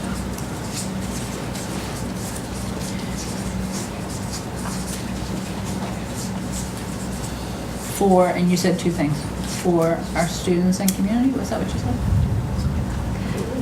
For our students and for the community as well, because they leave us and become the community we live in. Right. Community. Member Lopez, and then we'll go to Member Coburn. I just have a question. Yeah, please. Yeah. With the prosperity, is that emphasize the Financial? richness, the opulence? Is that an economical terminology? Because it's That's a good kind of because feel realized is something more than I don't know. Yeah. To have prosperity. Just think about the salaries. Sometimes we are not that prosperous even. I don't know. Well, I think that's a I don't know, I'm good just- question. Is the goal for our children, if prosperity equals money, Exactly. is that don't our goal, or is our That's what- goal? I didn't interpret that as money. You don't. I But don't personally, but. you want to interject, and then we're going to go to Member Coburn. So I was going to say, it's this notion that you are, at graduation, your students are prepared to go along a pathway, at least to be self-supporting and prosperous. And so, but the term prosperous, if you remember, that is the OEP's, the business community's new mantra is widespread prosperity. So we thought we might be able to hook up with that as well. But it is not just money. It's this notion of being able to contribute and be self-supporting. And, engage in the broader community. It's not proper use. You can't use But prosper. I personally understand where you're coming from. I will play spoiler a little bit. That prosperous future was a phrase that kept coming up during the discussion on the vision.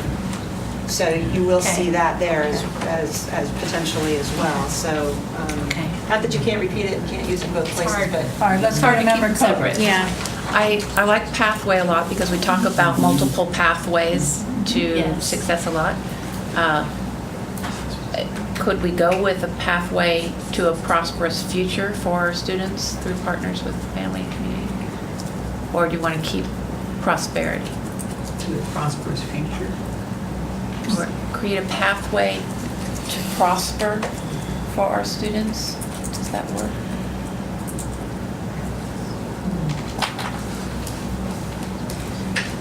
You were saying a prosperous future, right? But that's going back to what Barbara was saying. If the kids, if our young people and our adults that are leaving our tech schools have an opportunity to do something that engages them, that they would enjoy doing with a plan, that's prosperity. Economics will come if you're successful to whatever level that you want to be successful in that economic strata. But what we've become is more focused on really creating that pathway to those choices instead of at graduation, and we have more work to do, but creating that pathway at graduation when they go, oh, I don't know what I'm going to do next, so I am going to go to Valencia. Well, that shouldn't be a consolation prize. Right. You know, or I am going to go work at Disney. That shouldn't be a consolation prize. You should be like, I'm going to go work at Disney. I can't wait to start Valencia. What about, I'm sorry, go ahead. No, it's Go to okay. Member Coburn, did we take your comment? I was just looking up synonyms because what we're discussing is what does the word prosperity mean to people? And while some of the synonyms are wealth, it's also success, well-being, security. So if that word becomes, something we need to discuss, that's a good thing. What does that mean for our students? It means well-being. It means security. It means success. So it's okay to use a provocative word if we have to talk about the meaning. Provocative. Yeah, I think we're kind of leaning more towards the prosperous future being the vision. Because really, it all of this, the well-being, you were talking about the Foundation. no, after it was something that you just popped out there. A minute ago. Fulfilling? Yeah, Engaging. fulfilling, Civic. engaging, civic, yeah, being engaged in the community. All those things, I think, all build a prosperous future. So, I mean, I don't know, I'm seeing that more of like the vision, and maybe in the mission, it's more describing those smaller pieces, like the being, fulfilled or peaceful or whatever the last word, I forgot now. It's hard. But I don't know, that's the way I'm seeing it. Yeah, we're going from success, we're really rewording success. To be prosperous or prosperity. Between the two, I like a prosperous future rather than prosperity. I think either way, when I look at the definition, every definition I come up with comes back to Wealth. wealth. Yeah. And I'm not saying wealth's a bad thing, but it's only That's not one our thing. goal. Huh? Our goal is No. to create habits of thinking and critical thinking, and Lifelong then they learning. can be contributing I understand, I'm members of just society. outwardly Realize. looking at how it can be a discussion, but are we having that discussion, or once it's out there, do people think that our goal is prosperity? And I think our goal is to help create very, what's the right word for it? Balanced students. I mean, that's not what we're going to have in there, Yes, but you no, want I agree. people that come out that are good human beings that come through the school system. They're successful in whatever they define success, but it's not necessarily, I've got my middle son is a firefighter. Is that a prosperous? No. Is it rewarding? Is it what he loves doing? Is it a path he chose? Are we proud of him? Self-supporting? Absolutely. But does he prosper? Yes. Prosper is more, that word is more growth, successful. Prosper is different than Than prosperity. prosperity. Exactly. That's where I can go with prosperous. To me, prosperous gives me a So, growth. create Yeah, the a prosperous pathway future for sends me a students to different message. prosper. Create a pathway To a prosperous future Okay. for our students. Or were we just saying, change it Create to a prosper pathway for for students to prosper? to a prosperous future. For our students. It can be either way. It can be a pathway for our students to prosper, but I think I think what you just had, a pathway to a prosperous future for our Rewarding students, future? which is what you have up there right now, is a little better than prosperity. Okay. I like the We whole could thing. stop it there. We could say create a pathway to a prosperous future for our students. We could. Because the other could be somewhere else, over here, market differentiator or something. That would be easy to remember. That would be easy to remember. It's succinct.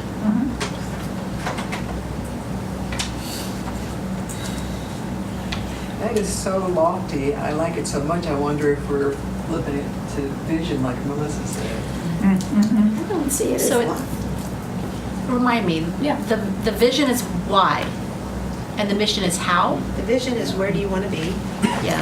So future looking, where do you want to be? But the vision is also what? It's what you want to be. The right? mission It's is- the what. This is what you do. The This mission is is what how, we do. how you do it. This is what What we you do. do every day. How is the values, right? How is the values? This is what. This is what we do. But isn't that what we do That is every what we day? do. That's what we want to do. Yes. I hope that's what we do every day. Yes. And mission should still be goal-oriented. It shouldn't be what we take for granted. It should be what we aspire to do every day. The vision is the vision of what we will be. I think it's a be, isn't it? What we What really you want to yeah. be. More closely related to the purpose. What you want to be. This is Take what us we do. to vision for a second.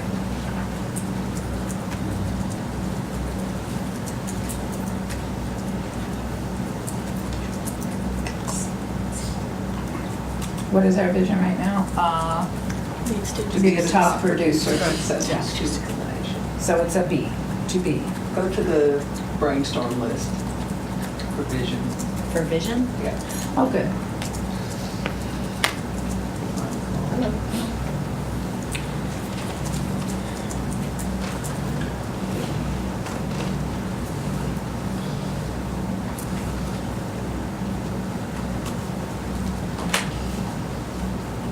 like that last one.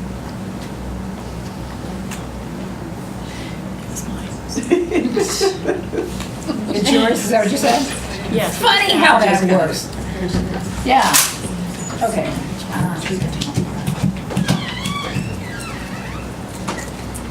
Yeah, that pretty much doesn't leave anything out. It brings it all together. It brings it.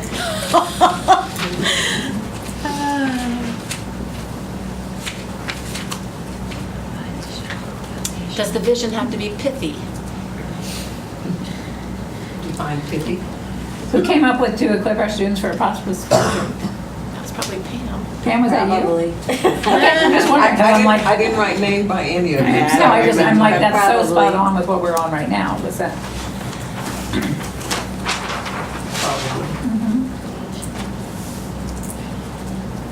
I know the one above was Pam. It just has to be. Savvy, technologically savvy, global competition. That doesn't sound. Yeah, it sounds just like Pam. Globally competitive, though, I think that we have to have the word global. Yeah, that's what I'm thinking. When I think about what these students will be dealing with in the future, I don't see it as just globally competitive, but more like really trying to solve huge problems and challenges. So do we want them to be the global leaders? Do we want to Problem really solvers. go vision and? They solve the challenges of tomorrow. I do like the solving the challenges I like of that tomorrow. too. So they could be right here, it could be locally, it could be global. Well, why couldn't that just be it? To provide a foundation That to solve the challenges of tomorrow. that our vision is to be the top producer of students that solve the challenges of tomorrow. We have one problem in the room, and it's me.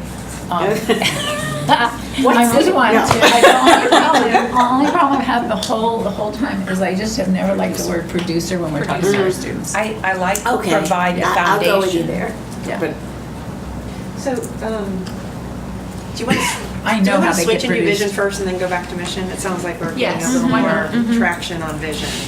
So I did just, FYI, I didn't have the last one, so when I did this, I kind of just broke down all the feedback that I Good. got. So the question is, do we want to include a qualifier? Several of them had to be the best at. You didn't have to have that. You could say just to prepare or to.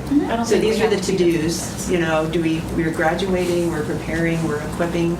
The original's down the bottom, producing is what we have. This is So very to the helpful. point, producing. So describe for whom, but we said students and children were pretty much the only options, and I think we wanted to make sure it was students, so that one, we've got one word.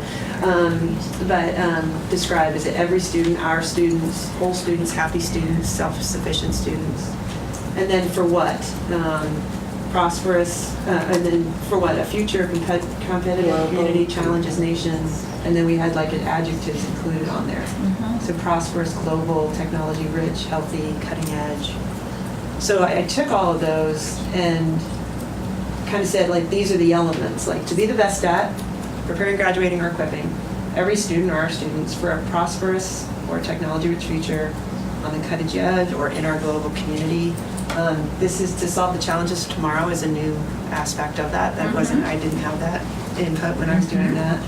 But that's where I came out to be the best at preparing every student for a prosperous future in our global community. I like that. Again, I as don't a know if we starting have to be the point. best at it. We just need to do it. To prepare every student. Yeah. I like prepare. To prepare every student for a prosperous future in our challenges of community. tomorrow. I like that. But why wouldn't we, if this is aspirational, why wouldn't we want to be aspiring to be the best and put that flag in the ground? Versus the verb of just doing. I'm legitimately asking that question, not as a challenge, but just if this is kind of the I can flag only at give the you top of the one reason, mountain. and I don't really have a strong opinion on this, but my one reason would be, it's two less words. And that may not be relevant, but given how long this might be, to be the best, well, it might be too long. Okay, that's the only one, that's all I got. But I'm not entirely kidding, because the longer it is, the harder it is. Where are we right now? Which one are we working on? I don't remember. We switched over to vision. So, Okay. Oh, I know, but I mean, what's the latest version that we're working from? To be the top producer of successes. no, No. no, the one that was at the Yeah, so bottom. with the, Oh, here, it's right here. To prepare. Preparing our students for a prosperous future in a global community? I thought we were, Preparing our students. thought we were ending on solving the challenges to tomorrow. Yeah, we just added this. Okay. So the question was, where do we put that in there? And then you just added your forward to that. Best prepare. at. I just remember- eliminated 2 words. Not good grammar. Yes, please, talk. Keyboard. Yeah, go ahead, you're doing So good. I, Trying to so say. I remember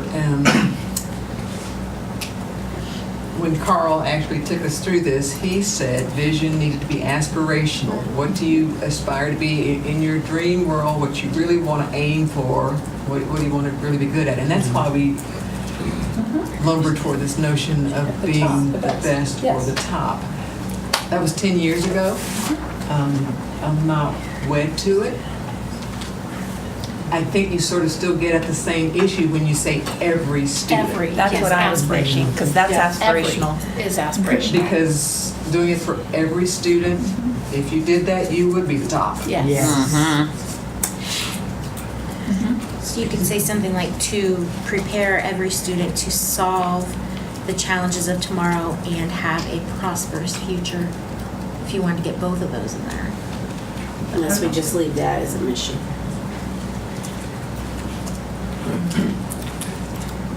You like to sort of have at least. It's your turn. Okay. So I'm going to defend the best or the top or whatever. Yeah. Again, I'm looking at our horizon and our environment and the question of, are we the best? Do we produce one of the best products in the market? Take away what the compassion and that what we do. I mean, that's really what we get challenged on. I want to make it clear that we, personally, I want it to always be clear that we do not flinch in the challenge of being the absolute best. Okay, you won me. So last night, you won, I'm just one, but you got me. So last night, my son asked me to do a little Google research on his wife's company. She has a sun tanning company. And as I was searching keywords to see how quickly she came up, when I saw her site, the little tagline under there was something like, the #1, da-da-da. I forget what it was exactly, but when I read it, I was like, oh, wow, I didn't know that. That's cool. Got my attention. So I think when I hear you, so if we want people to say, we're competitive, we're, we'll take you on. There's no private school, there's no charter school, there's nobody who can do what we do better than we do it. When we say we aspire to be the best, that says more than we aspire to do something for every student. I agree with you. I have to agree. I Yeah. do too. Yeah, I when was I against once, it until now. once you explained it, once you explained your why. Yes. Yeah, once I got your why, I Well was with done. you on that. Okay, so here's some elements. To be the best at preparing, we said we like preparing. Every student, we said we like. We still have for a prosperous future. We have to solve the challenges of tomorrow. Do we do both? Do we have one Trying or to the figure out, other? we just need to wordsmith a little bit here, Yeah. and figure out how to tie them Talking. together. To be the best at preparing first. And I didn't know if you wanted to, global was a word that kept showing up too. I don't know if it's the global challenges I think if of we're, tomorrow. I think we're solving the challenges of tomorrow, it probably answers, that's pretty, It's big. yeah, it's big. There's a way to marry these two, so we want them to have, and we want them, so I don't want to use the word prepared again. We want them Instead of- capable, we want them, what's the right word? We want them Equipping, we had up there. equipped, we want them equipped to solve the Seek challenges. opportunities and solve the challenges. Would opportunities and prosperous be similar?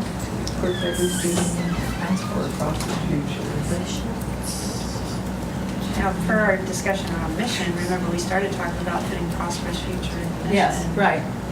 We don't have to have it both places. We don't have to have it in No. both places, but to her point there that the future is more around the vision piece, so does it Yeah. belong here rather than here? Yeah.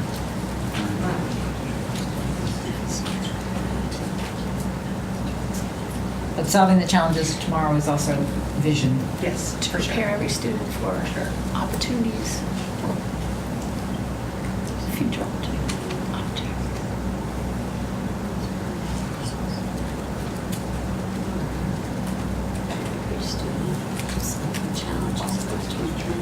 So prosperous future, you can not use it in both. You can. You can, You can, I'm just pointing out that you have it somewhere. right. Oh, okay. Potentially. So- We don't but have if this, it's we gotta jump based- between the and two, based that's what I on- wanted to do. Put the equipping up there just so we Equipping, yeah, after. don't strike through, but we're. Are you saying instead of preparing? Because I was thinking maybe we use both. We're preparing them for one and we're equipping them for the other. It's a lot of work. Preparing every student for a prosperous future while equipping them to solve the challenges of tomorrow. And equipping them, And comma, Equipping them to solve. To prepare every student for a prosperous future and equip them to solve the challenges of tomorrow. Yeah, let's look at that. It's long, yeah. That does sound long. Yeah. Can we add, can we to prepare and equip every student for a prosperous future? No, we can't. They're two Okay, separate we're trying to things. figure out In order that. to solve. Yeah, I was trying to. What could we put in the mission? What could we transfer to the mission to? Well, this is the problem we're having, is that the prosperous future certainly sounds visionary, and solving the future of tomorrow is not what is, yeah, we could say we're That's doing that vision. today, but that's such a visionary It statement. is. That we're struggling with how either one of them comes out. I think we're going to come back to mission and have to revamp it. To be the best? To, So you're leaning towards to be the best at equipping every student to Preparing solve. every student. Oh, preparing Every every. student for a I prosperous thought we were future. equipping. And equipping them And to solve the equip- challenges of tomorrow. Let's see how long it's got. But I don't think we need prosperous future in this one if it's Okay. over here. Yeah. All right, to be the Personally. best school district. Is that what we are? Or just To be the best. To be the best at equipping every student to solve, I feel like we're missing something then, the challenges of Preparing. tomorrow. Preparing. and so every we- student At preparing every to solve the student. challenges of tomorrow. Preparing and equipping every student to prepare. With just this, the problems tomorrow. I'm having a problem with vision. Yeah, we've got preparing, we've got equipping, we've got prosperous future, we've got challenges of tomorrow. We're still kind of stuck in. To be the best at preparing and equipping every student to solve the challenges of tomorrow.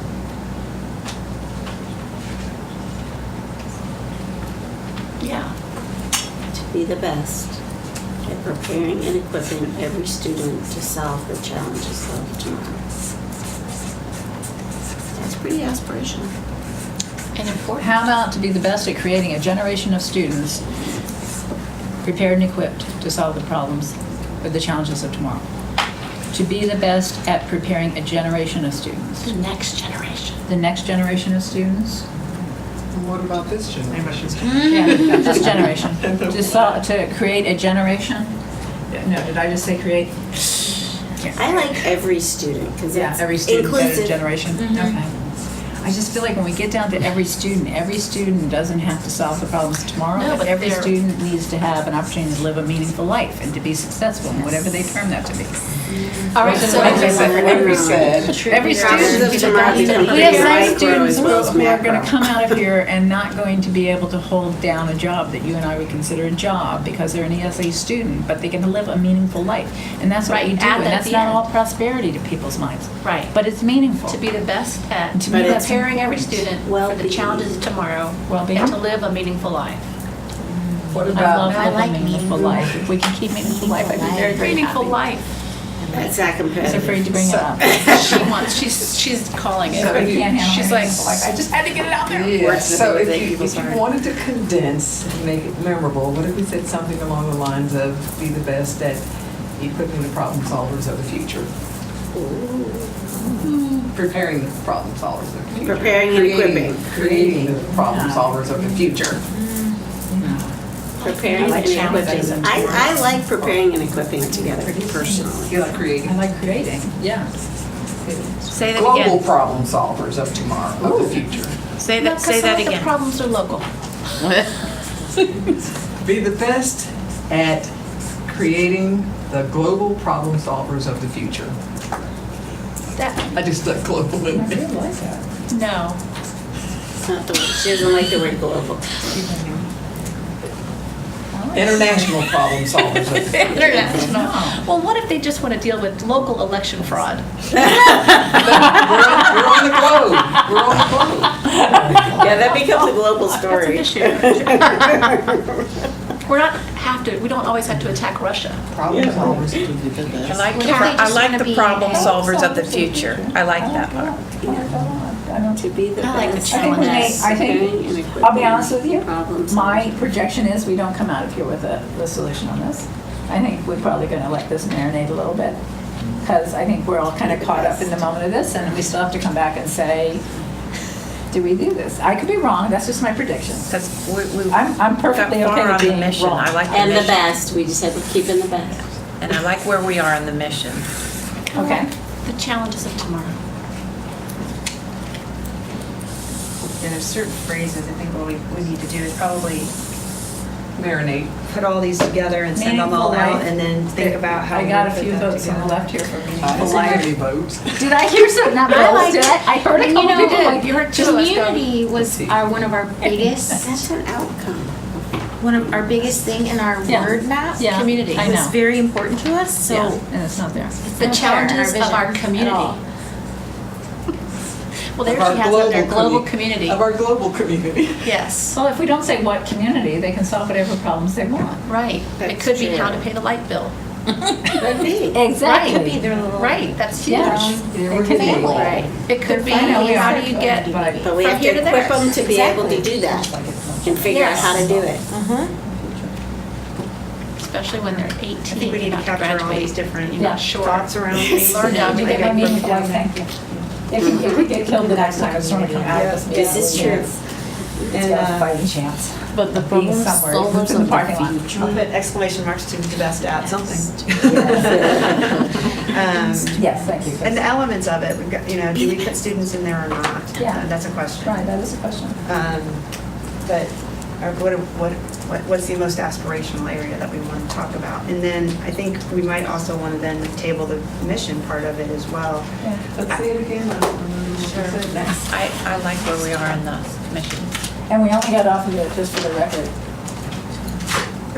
It was because you asked us to remember what was something about the vision. And I took us, so I said, let's go back to the vision, and now I totally just turned this thing I thought that was good. Yeah, okay. You almost Because we have to wanted to create see them them in parallel. kind of side by side, yeah.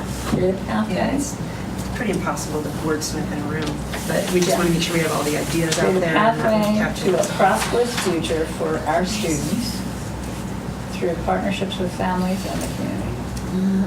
We also had the idea of building a strong foundation. Doing that. I thought we even said we might just end it at After our students, period. our students, period. Because you can build in all of your partnership and community. But you almost want to include them. Are we also going to be doing the 5 goals that go under these? We were going to. Tonight? We're out of time. But in the future, we could still craft some of these ideas into those specific goals. Yeah. Yeah. And also differentiators. Right. A lot of those things today that you Yeah. do really well. Right. Making sure we capture them there and That's then a making sure that they're differentiator. captured in those objectives as well. Yes. Yeah. Those All are right, the two so that everything differentiations. looks cohesive and coherent and And not that's just a a key bunch part of- of it, okay. making sure that's all aligned. Right. So these drivers right here are really that top level, and we want to make sure that they work across each other as well as Broad then can enough. flush down through the whole system. Member Lopez. With the problem solvers of the future, because the future, that means that they cannot be problem solvers of the new era of the I don't know, of the global challenges because only of the future. But what about Could be tomorrow. What's the next day? Can be tomorrow. Can be Meet the challenges of tomorrow. or global challenges of the community. Tomorrow. I do too. Tomorrowland. Right. Tomorrow. Yeah, you could just say problem solvers. You don't have to say Challenges of the of future. tomorrow. Yeah. No, right there next to the future, problem solvers of the future, just put a little parentheses. Tomorrow. I wonder who came up with that? Because So- we have future over here. Yeah. We can say problem solvers, period. Solve the challenges of tomorrow. Yeah, to go back to that, solve the challenges as opposed to problem solvers. We have some, Prepare students to solve the I- test. Word. I think that the partnerships with families and community almost becomes an objective that we continue to maintain because we already have tasks and measurables around that so that it would be on said placemat with everything else, and we wouldn't Right. lose it. It's one of those goals, those 5, like Yeah. sustained community Yeah. engagement would be more continued. Yes. I agree. Because if not, we cannot see the collaboration, the value of the Right. collaboration if we do not include the Define it. community. Right. That's right. So then we don't have to have as much heartburn about if it's not in the mission as long, because there are times we pull the mission and the vision separate, but rarely, since I've been here, do we not see them. kind of talk about it in this document. The values can get pulled out completely separately because it's our. Agreed. Okay, so I think we're at a good stopping point. Yeah. I don't want to. And I think that See smoke if we coming out. end on, I think your point, that last point was an extremely important point. You see them together. They shouldn't be redundant, repetitive, but they should be cohesive and complementary. Yeah. So I think when we come back with a fresh set of eyes, we need to think about that. As you're looking at and trying to piece together some ideas for us, that's extremely important. Yes, I think. But do you remember? You do remember the mission? You want somebody to be able to look at it and say, okay, that's what you guys do. Yeah. So it is really, it has to be really Yes. clear that that's what you're doing. That's what you're As doing, opposed to where you want to be. And sometimes, you want to do where you are, kind of thing, so it can be confusing. We'll document all of this information, but start thinking about that in those terms. And I'll send out some instructions kind of to help with alignment, thinking When around the next? alignment. June 6th. June 6th is, I think, the The next. goal date. is to finish this before those of us who just got elected before our term is over. June 6th. No, we'll get it done. But I think, I'm really proud that we got values done. If we get nothing else other than that, I think we've done good. Came We've got, to agreement very quickly on that. I like yeah, that. they're very Place strong. to start. They're very strong. I have an announcement before we go. Bobby Bagel. According to the latest data, Orange County Public Schools is no longer the 9th largest school district in the nation. We're number 8. I don't know if we should celebrate or I don't know. We might as well celebrate. because we did it. Now I have to change my town hall presentation for next week. We've overtaken Houston. Oh, no. Houston. So how many are we at now? Houston is losing. Then what? Okay. All the flooding and all that kind of stuff. Coming back. They're coming here. Nobody's leaving there. Did we go up? They just went to knock themselves out. Went down. Yeah. Oh, my goodness. So are we officially 6? Is that an evening? Are we officially adjourned? I'm sorry, we are, anything else that we need to know before we adjourn? Yes, on the 6th is the day we're meeting with Bobby Beagles. Do we really want to have our next Oh, we all know Bobby That's Beagles. gonna be He's gonna wear us out. It's gonna be a long day. Are we going to Catfish Bob's? Is that where Yes, we're at? Catfish Also, the Horizon But that's West lunch. Mall, We and can- I I knew just- Dr. Phillips. The lunch is fine. The lunch is Way I can fine. send Maybe staff to we that, can 'cause start that's earlier. wolves. Wolves. Bobby will do whatever we ask. No, Bobby's fine. He thought he might take us to another place, and I said no. I love cat. No, he No, wanted I to- love that. You're gonna put it on our No, he calendar? wanted to take us to the Yes, we will put it on farm your- for the I want to go back, pharmaceuticals. back to the farm with Yeah, the. let's go back to Lake Meadow Farm. Yes, that was the best. Yeah, we'll have us again. Well, maybe we can have this before the time here. They haven't If been. not school. School's not still in, are you? June 6th? I'm still working, but it's okay. Oh. Okay, what? No. I can't send anybody else. I'm sorry, we want to We've got ask a Bobby to schedule. shorten the day. No, we don't have to do that, but maybe, no, I don't want to take away from him. I love him. Yeah. Just being aware that, Catfish House. We're usually done by 2 or 2:30 with him. Yeah, we'll be fine. I usually make Bobby's event. He doesn't wear me out. We'll work on it. No, he'll be with us. He this gave whole all time, those right? scholarships, so riding. we have to be nice to him. He only wears me always out nice. once. And he's a He's That's right, he is. He is, absolutely. He is. You promised you would. Yes, I wait on the That's the only one that's been here. Horseback riding, and she ride on horse? Thank you, All right, scholarships. Thank you. Yeah, you know, he's got to give him those scholarships. All right. Are we done? I think we are done. are we adjourned? Yes, she adjourned.